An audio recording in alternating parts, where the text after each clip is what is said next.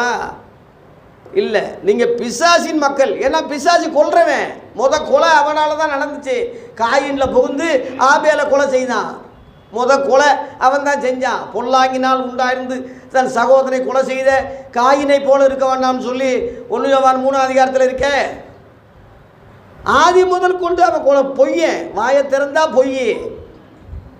ஒரு ஊழியக்காரன் வாயை திறந்தா பொய்யா சொல்கிறான்னா அதை வச்சு நீங்கள் லேசில் கண்டுபிடிச்சிடலாம். என்ன பொய்னா, சர்வ சாதாரணமாக பரலோகத்துக்கு போகிறேன்னு சொல்லுவான்.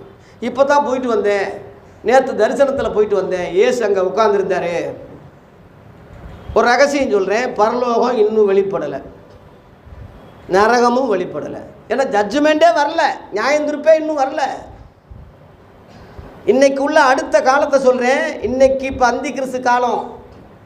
சீக்கிரம் 666 வரப்போகுது. ஒரே கொடையின் கீழ் உலகம் முழுவதும் கொண்டு வர